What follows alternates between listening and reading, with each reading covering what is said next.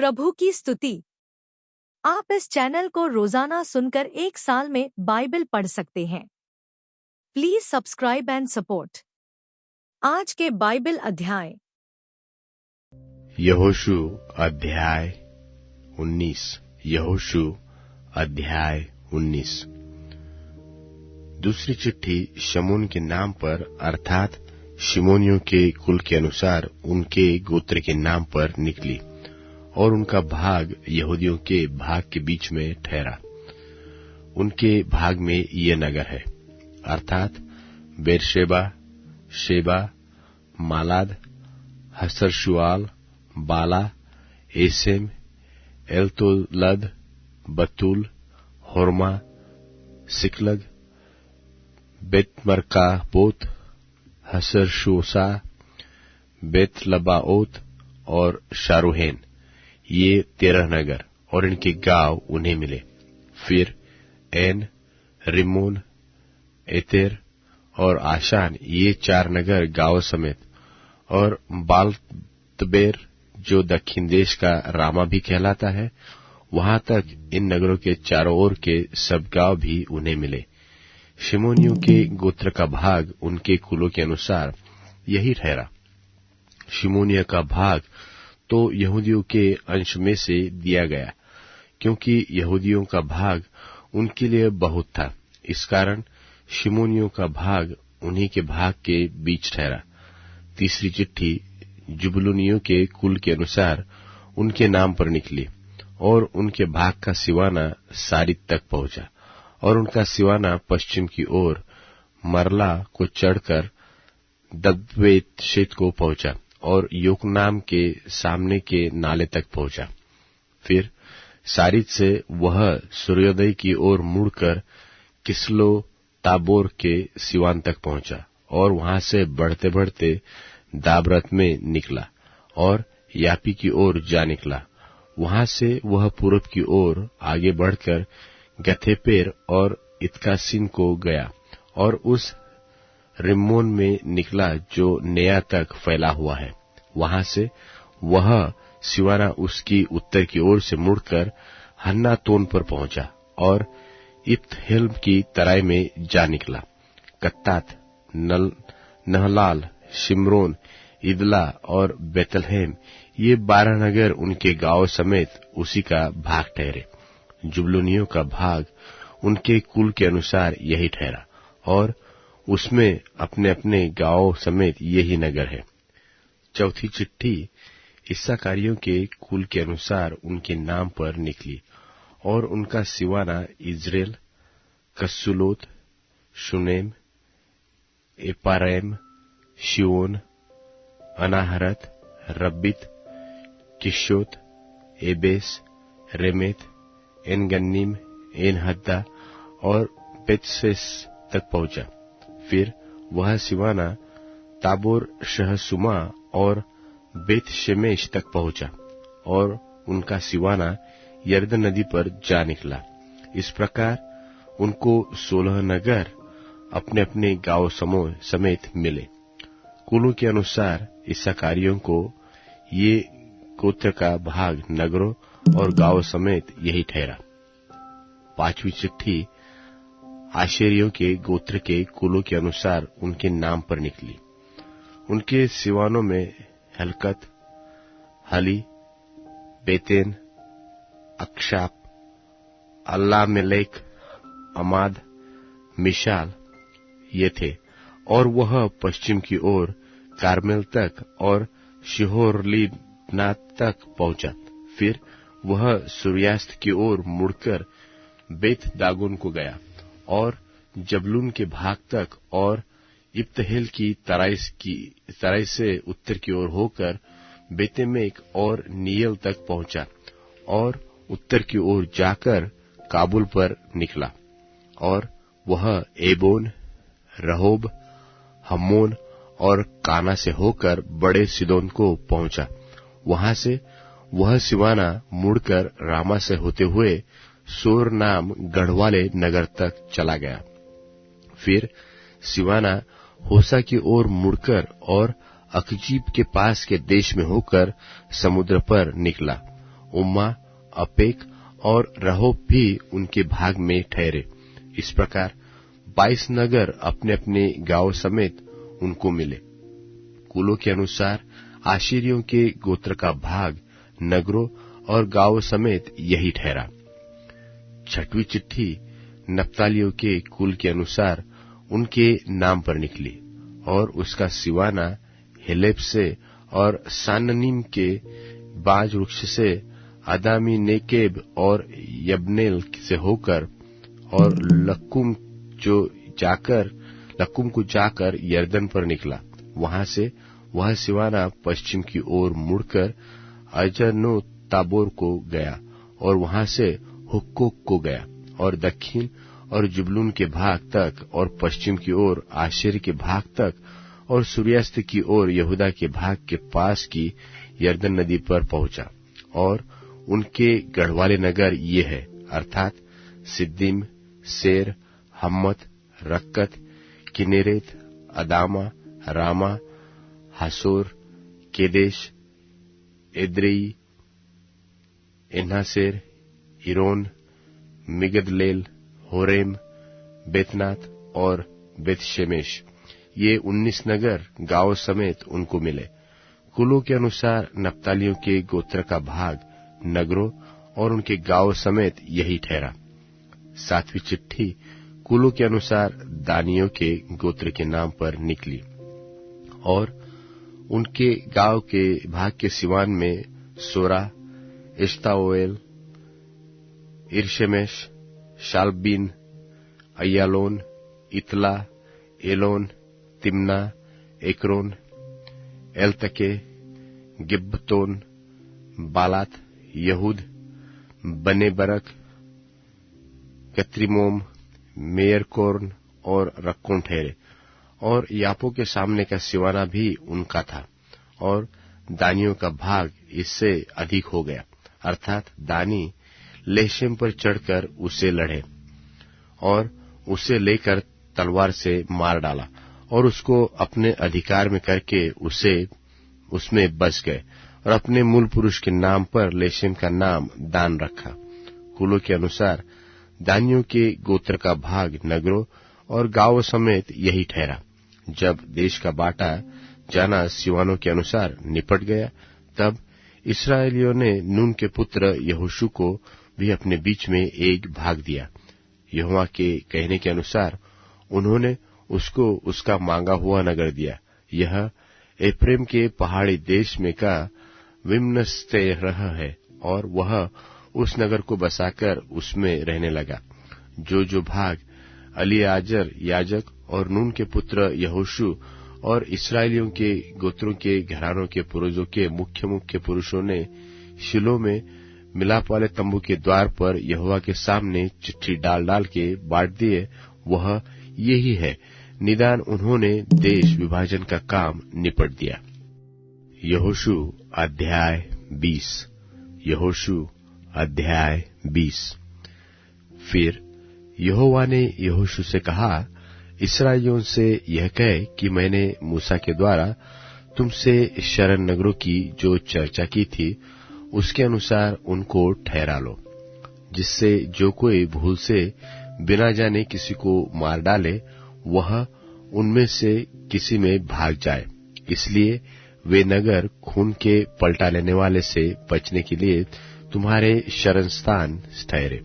वह उन नगरों में से किसी को भाग जाए और उस नगर के फाटक में से खड़ा होकर उसके पुरनियों को अपना मुकद्दमा कहे सुनाए और वे उसको अपने नगर में अपने पास टिका ले और उसे कोई स्थान दे जिसमें वह उनके साथ रहे।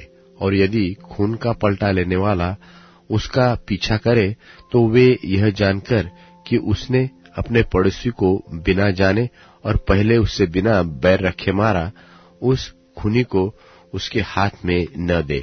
और जब तक वह मंडली के सामने न्याय के लिए खड़ा न हो और जब तक उन दिनों का महायाजक न मर जाए, तब तक वह उसी नगर में रहे। उसके बाद वह खूनी अपने नगर को लौटकर जिससे वह भाग आया हो अपने घर में फिर रहने पाए। और उन्होंने नप्ताली के पहाड़ी देश में गलील के केदेश को और एप्रेम के पहाड़ी देश के में शेकेम को और यहूदा के पहाड़ी देश में किरियतर्बा को, जो हेब्रोन भी कहलाता है, पवित्र ठहराया। और यरीहो के पास के यरदन की पूर्व की ओर उन्होंने रूबेन की गोत्र के भाग में बेसेर को भी, जो जंगल में चौरस भूमि पर बसा हुआ है, और गाद के गोत्र के भाग में गिलाद के रमोत को, और मनुष्य के गोत्र के भाग में बाशान के गोलान को ठहराया, सारे इस्राएलियों के लिए और उनसे बीच रहने वाले परदेशियों के लिए भी, जो नगर इस मनसा से ठहराए गए कि जो कोई किसी प्राणी को भूल से मार डाले, सो उनमें से किसी से भाग जाए, और जब तक न्याय के लिए मंडली के सामने खड़ा न हो, तब तक खून का पलटा लेने वाला उसे मार डालने न पाए। वह यही है। तीमुथियुस के नाम पौलुस प्रेरित की दूसरी पत्री, पहला अध्याय। पौलुस की ओर से, जो उस जीवन की प्रतिज्ञा के अनुसार जो मसीह यीशु में है, परमेश्वर की इच्छा से मसीह यीशु का प्रेरित है, प्रिय पुत्र तीमुथियुस के नाम परमेश्वर पिता और हमारे प्रभु मसीह यीशु की ओर से तुझे अनुग्रह और दया और शांति मिलती रहे। जिस परमेश्वर की सेवा मैं अपने बाप दादों की रीति पर शुद्ध विवेक से करता हूँ, उसका धन्यवाद हो कि अपनी प्रार्थनाओं में तुझे लगातार स्मरण करता हूँ और तेरे आंसुओं की सुधि कर करके रात दिन तुझसे भेंट करने की लालसा रखता हूँ कि आनंद से भर जाऊं। और मुझे तेरे उस निष्कपट विश्वास की सुधि आती है जो पहले तेरी नानी लोइस और तेरी माता यूनिके में थी, और मुझे निश्चय हुआ है कि तुझ में भी है। इसी कारण मैं तुझे सुधि दिलाता हूँ कि तू परमेश्वर के उस वरदान को जो मेरे हाथ रखने के द्वारा तुझे मिला है चमका दे, क्योंकि परमेश्वर ने हमें भय की नहीं पर सामर्थ और प्रेम और संयम की आत्मा दी है। इसलिए हमारे प्रभु की गवाही से और मुझसे, जो उसका कैदी हूँ, लज्जित न हो, पर उस परमेश्वर की सामर्थ के अनुसार सुसमाचार के लिए मेरे साथ दुख उठा, जिसने हमारा उद्धार किया और पवित्र बुलाहट से बुलाया, और यह हमारे कामों के अनुसार नहीं पर अपनी मनसा और उस अनुग्रह के अनुसार है जो मसीह यीशु में सनातन से हम पर हुआ है। पर अब हमारे उद्धारकर्ता मसीह यीशु के प्रकट होने के द्वारा प्रकाश हुआ, जिसने मृत्यु का नाश किया और जीवन और अमरता को उस सुसमाचार के द्वारा प्रकाशमान कर दिया, जिसके लिए मैं प्रचारक और प्रेरित और उपदेशक भी ठहरा। इस कारण मैं इन दुखों को भी उठाता हूँ, पर लजाता नहीं, क्योंकि मैं उसे जिसकी मैंने प्रतीति की है जानता हूँ, और मुझे निश्चय है कि वह मेरी थाती की उस दिन तक रखवाली कर सकता है।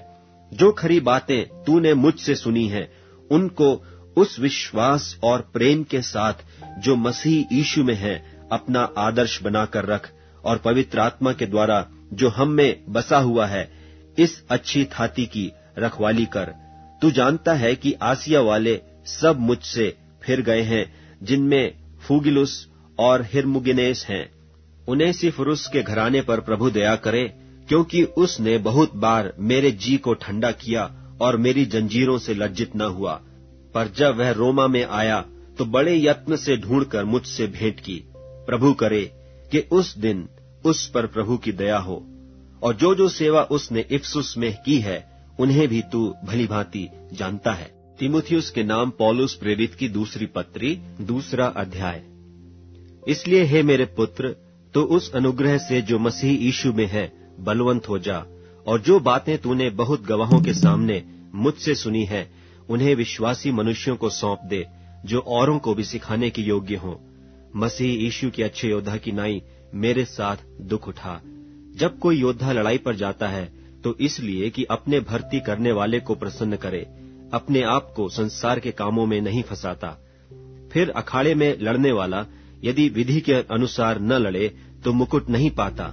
जो गृहस्थ परिश्रम करता है, फल का अंश पहले उससे मिलना चाहिए।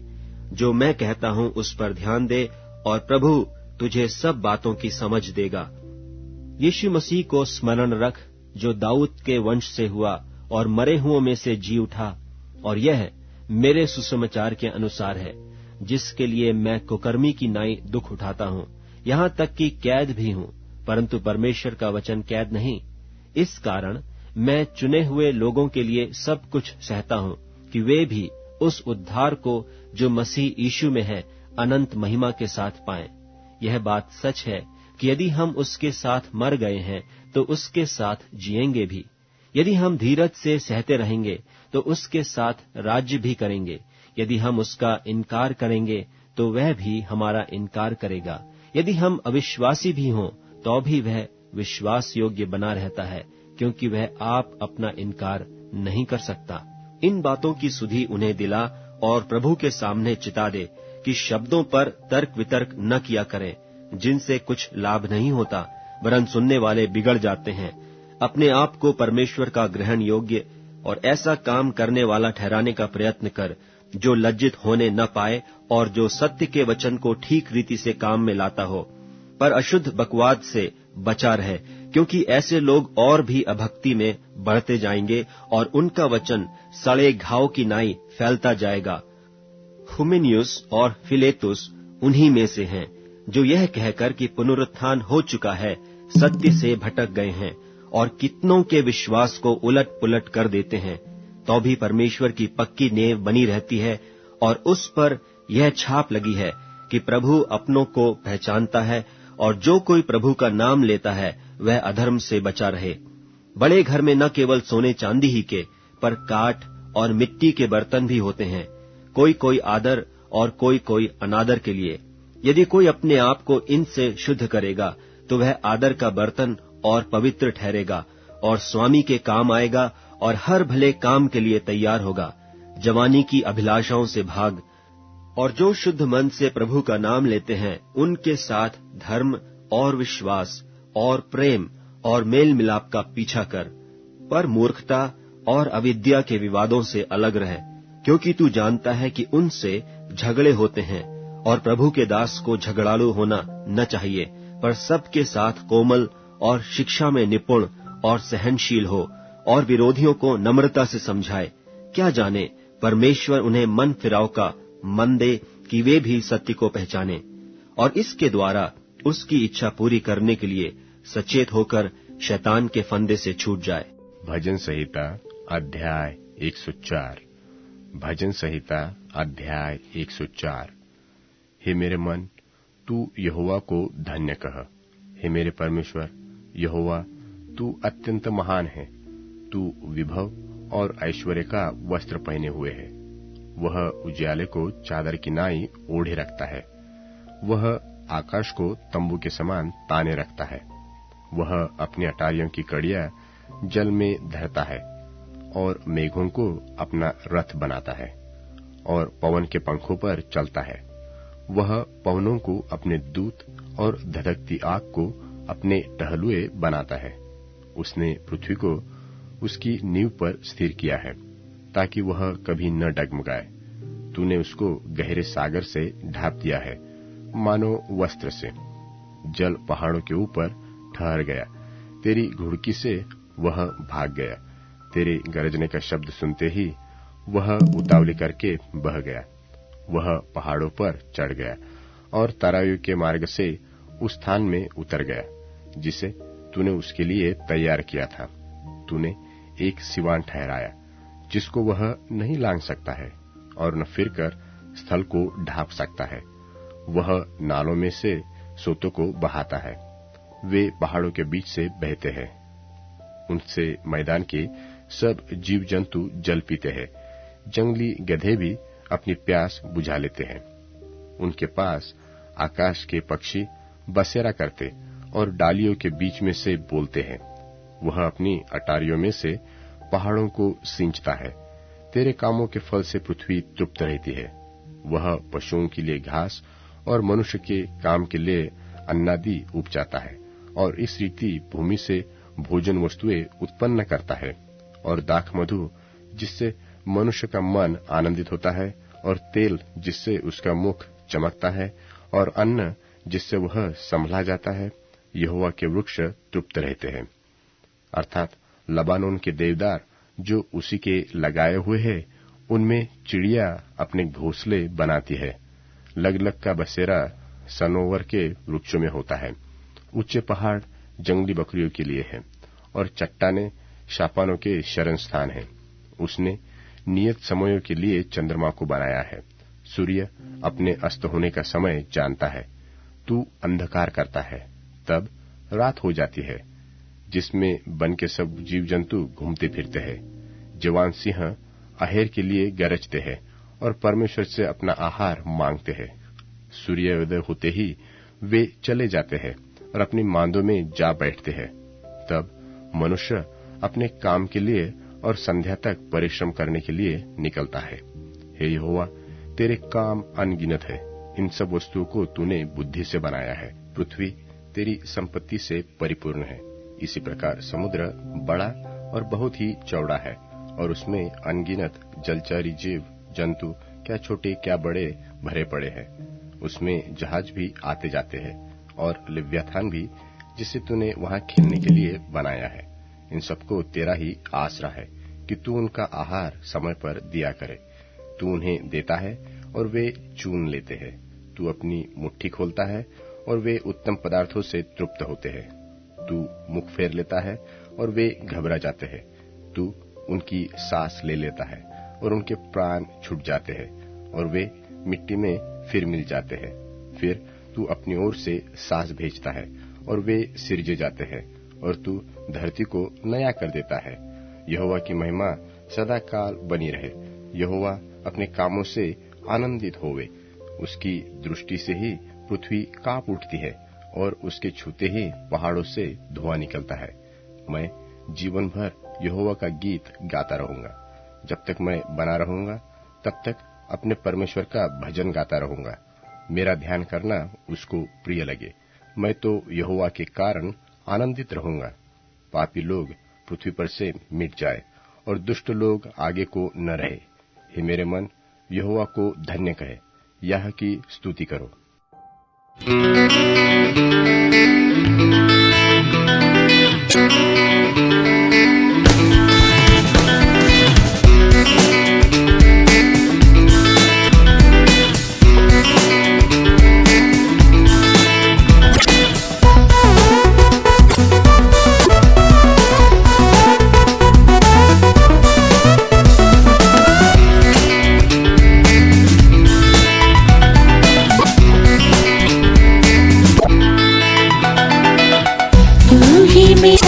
प्यारा यीशु, तेरी सिवा कोई नहीं प्रभु। तू ही मेरा प्यारा यीशु, तेरे सिवा कोई नहीं प्रभु। दुनिया में तू ही जीवन मेरा, आत्मा से मुझे हर दिन चला। दुनिया में तू ही जीवन मेरा, आत्मा से मुझे हर दिन चला। सारे लोग मुझे जाने पर भी तेरा ही प्यार दिल में देता तसल्ली। सारे लोग मुझे जाने पर भी तेरा ही प्यार दिल में देता तसल्ली। मेरे लिए स्वर में प्रतिफल रखा, सदा हूँ मैं निंदा पाने को महिमा। मेरे लिए स्वर में प्रतिफल रखा, सदा हूँ मैं निंदा पाने को महिमा।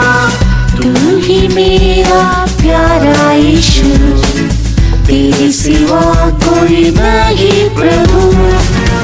तू ही मेरा प्यारा यीशु, तेरे सिवा कोई नहीं प्रभु। दुनिया में तू ही जीवन मेरा, आत्मा से मुझे हर दिन चला। दुनिया में तू ही जीवन मेरा, आत्मा से मुझे हर दिन चला।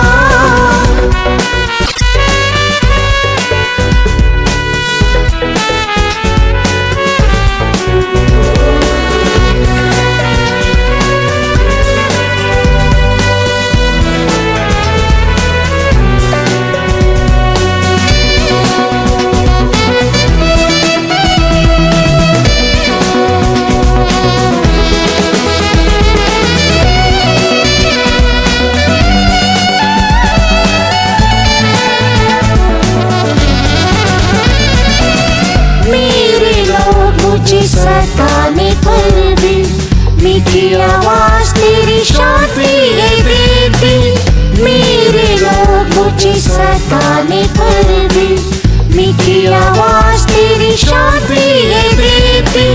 तेरे स्वराज्य करने को मैं सर्वदा दुखों को धीरे से उठाता रहूंगा। तेरे स्वराज्य करने को मैं सर्वदा दुखों को धीरे से उठाता रहूंगा। तू ही मेरा प्यारा यीशु, तेरे सिवा कोई नहीं प्रभु। तू ही मेरा प्यारा यीशु, तेरे सिवा कोई नहीं प्रभु।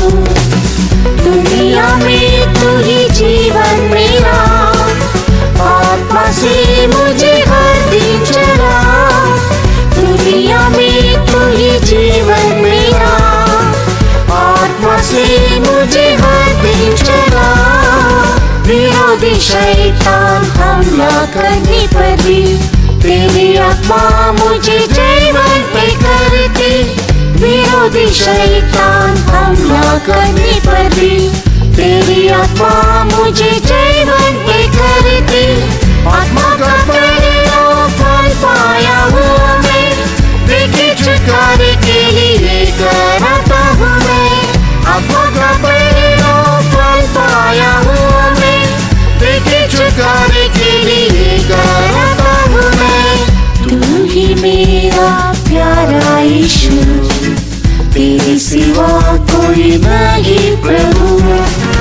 तू ही मेरा प्यारा यीशु, तेरे सिवा कोई नहीं प्रभु। दुनिया में तू ही जीवन मेरा, आत्मा से मुझे हर दिन चला। दुनिया में तू ही जीवन मेरा, आत्मा से मुझे हर दिन चला।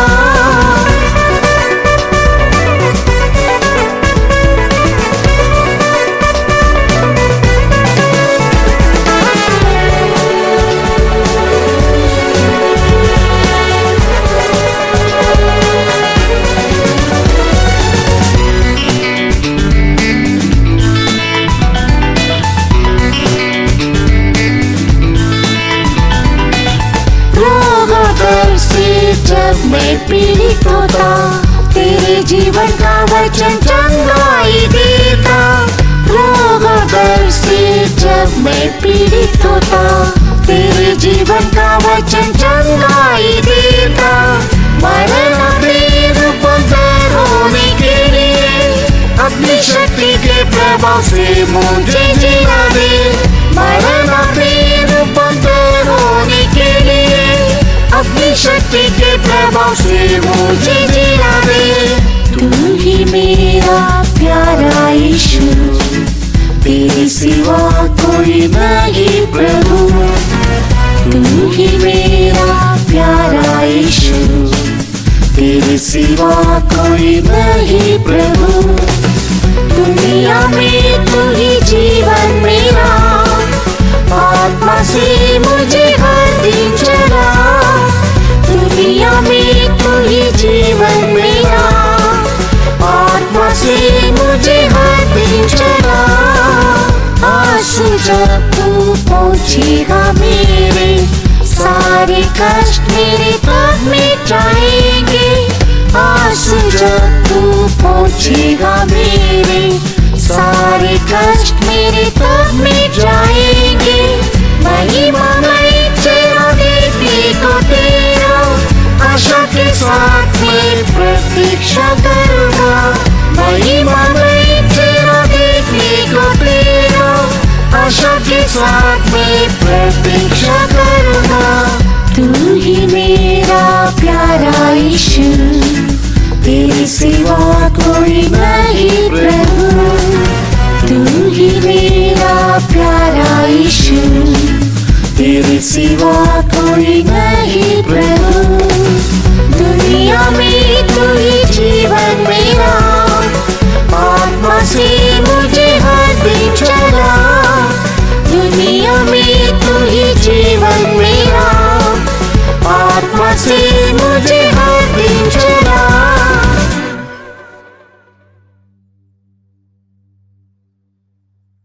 अब Amazon music, tune in, Spotify और YouTube म्यूजिक में उपलब्ध है।